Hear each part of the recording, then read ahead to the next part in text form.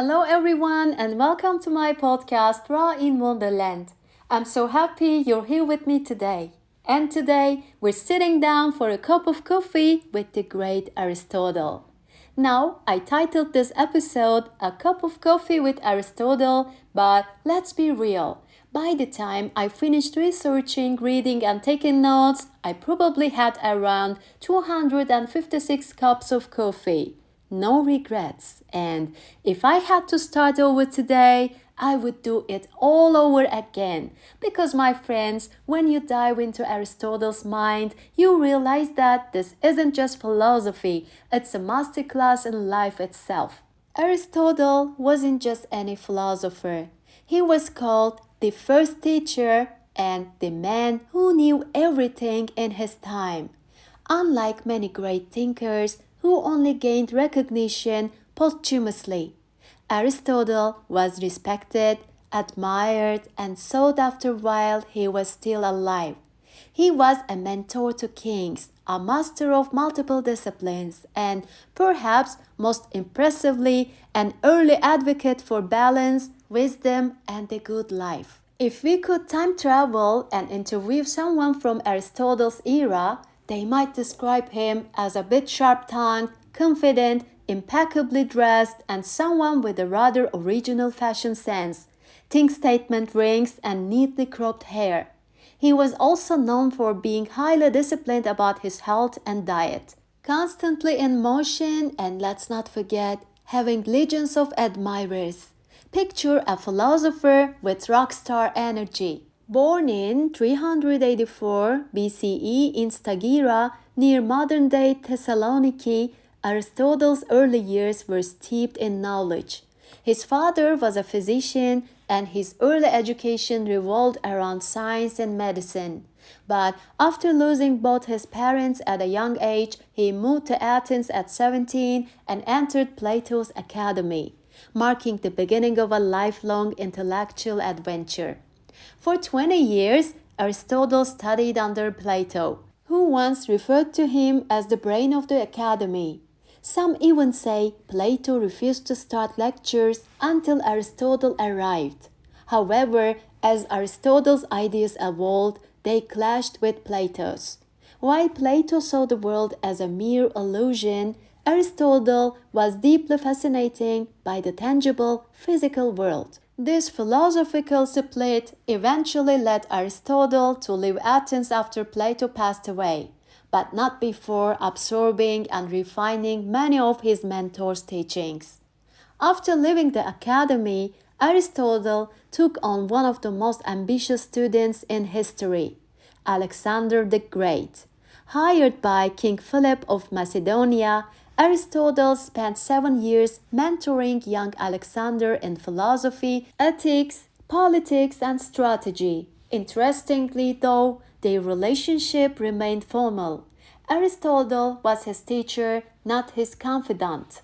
And as history tells us, Alexander didn't always follow Aristotle's teachings, instead embarking on world domination rather than philosophical reflection. Classic rebellious student move. Once Alexander was busy conquering the world, Aristotle returned to Athens and established his own school, the Lyceum. Unlike Plato's academy, the Lyceum wasn't just about sitting around discussing ideas. It was an active learning environment. Aristotle and his students walked as they debated. Hence, people called them peripatetics, meaning those who walk while talking.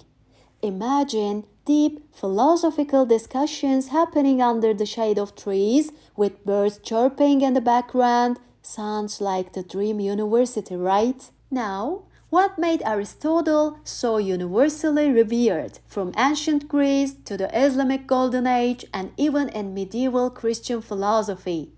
His ability to blend theory with practice, of course. Let's break down some of his most practical insights. First one, everything in moderation, the Golden Mean. Aristotle's famous concept of the Golden Mean teaches that virtue lies between extremes. For example, too much fear makes you a coward, but no fear at all makes you reckless. The goal is to find the balance that works for you, not too much, not too little. We are what we repeatedly do. Habits shape us. He says excellence then is not an act but a habit. Aristotle's emphasis on habits is strikingly modern. If you spend your days procrastinating, well, you become a procrastinator. If you practice self-discipline, that becomes your identity. Simple but powerful. Active learning, experience over theory. Aristotle was all about doing rather than just thinking. He believed that true understanding comes from experience, not just from reading books. Though, let's be real, I'm not giving up books anytime soon. The art of friendship and connection. Aristotle saw relationships as essential to happiness. He classified friendships into three types: friendships of utility, business, and partnerships; friendships of pleasure, fun but fleeting; and true friendships, which are based on mutual admiration and the pursuit of goodness. His advice? Invest in the real ones. Overcoming Akrasia, defeating procrastination. Ever delayed something important despite knowing it's good for you? Aristotle had a name for this, akrasia, or weakness of will. He believed that to overcome procrastination, we must engage in self-discipline and rational thinking. Translation: just do the thing already. And the last lesson: happiness is a lifestyle, not a destination. Aristotle's concept of eudaimonia, often translated as happiness or flourishing, teaches that happiness isn't a momentary pleasure but a way of living. It's found in balance, purpose, intellectual pursuits, and daily habits, not in fleeting highs. So, what's the biggest takeaway from our coffee chat with Aristotle? Life isn't about chasing extremes.